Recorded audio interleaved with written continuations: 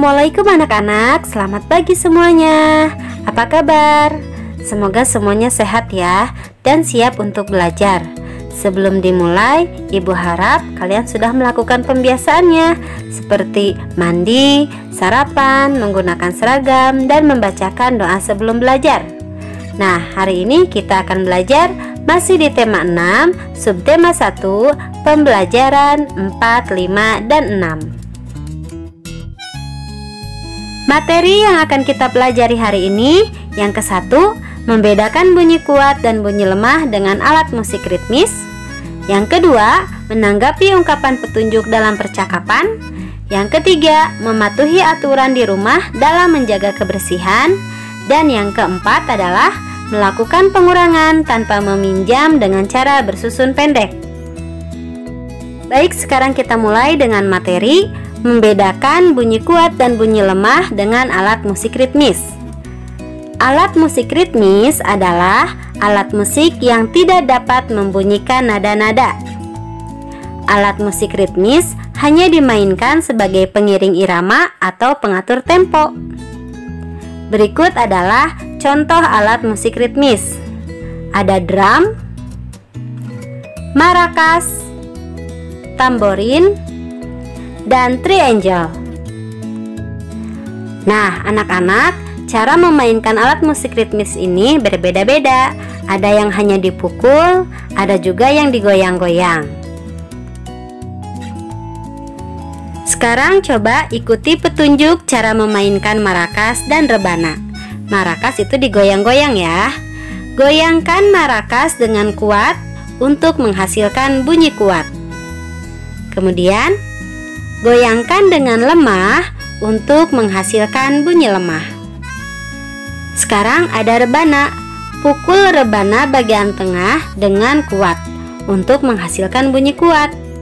Sedangkan memukul rebana bagian pinggir dengan lemah untuk menghasilkan bunyi lemah.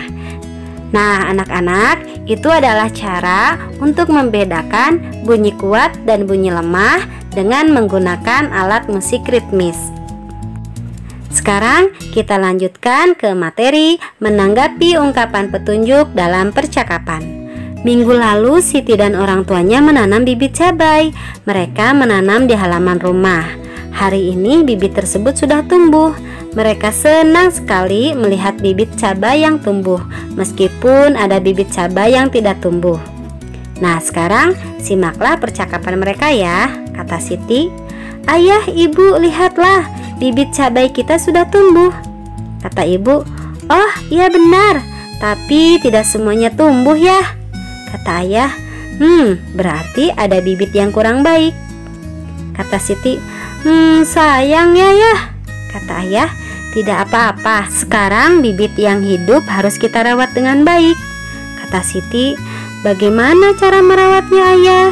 Kata ayah, "Sirami secara teratur pagi dan sore hari." Kata Siti, "Baik ayah, lalu apa lagi?" Kata ibu, "Jangan lupa diberi pupuk secukupnya nak." Kata Siti, "Baik bu, aku akan berusaha mengingatnya."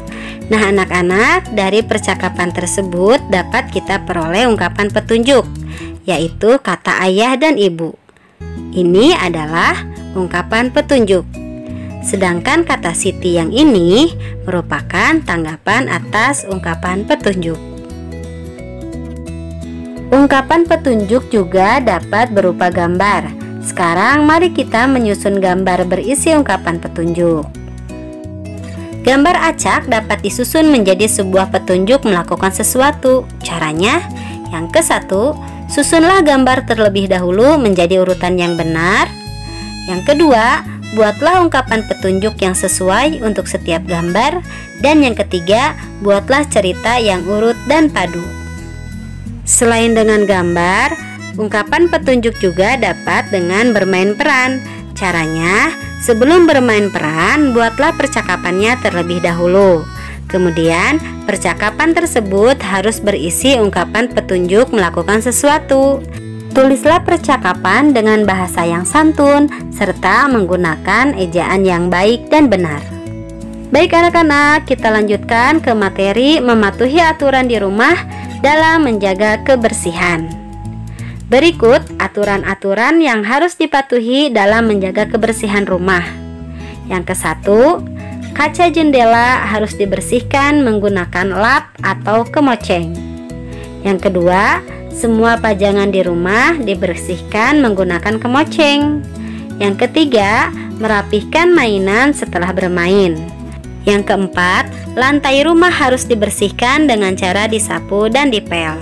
Nah anak-anak, aturan menjaga kebersihan rumah merupakan kewajiban seluruh anggota keluarga ya. Baik anak-anak, mari kita lanjutkan dengan materi menyelesaikan soal cerita pengurangan. Perhatikan contoh berikut ini ya. Ibu membeli 35 kancing baju. Ibu menggunakan 10 kancing untuk membuat baju baru. Berapa sisa kancing baju yang belum digunakan? Nah, sekarang penyelesaiannya. Kalimat matematika dari soal tersebut adalah 35 dikurang 10. Cara penyelesaiannya, kita susun yang dikurangi dulu. Nah, angka yang dikuranginya adalah angka 35. Kita simpan di atas. Kemudian dikurangi 10. Kita simpan di bawahnya. Nah, setelah itu jangan lupa diberi garis di bawahnya dan diberi tanda kurang. Selanjutnya, mari kita perhatikan mana satuan dan puluhan. Kita kurangi yang satuan dulu ya. 5 dikurang 0 tetap 5. Kemudian yang puluhannya 3 dikurang 1 sama dengan 2. Jadi, sisa kancing yang belum digunakan adalah sebanyak 25 buah. Nah, anak-anak, itu adalah cara menyelesaikan soal cerita pengurangan dengan cara bersusun ke bawah. Oke? Baik anak-anak, alhamdulillah materi demi materi hari ini sudah Ibu sampaikan semua ya. Semoga kalian dapat memahami materi yang sudah Ibu berikan hari ini. Nah, sekarang waktunya kalian untuk mempelajari dan kerjakan soal di buku tema 6 halaman 24 sampai 34. Kerjakan tugasnya dengan baik ya. Nah, anak-anak, pembelajaran hari ini Ibu cukupkan sampai di sini dulu. Semoga kalian masih semangat untuk belajar. Sampai berjumpa lagi. Wassalamualaikum warahmatullahi wabarakatuh.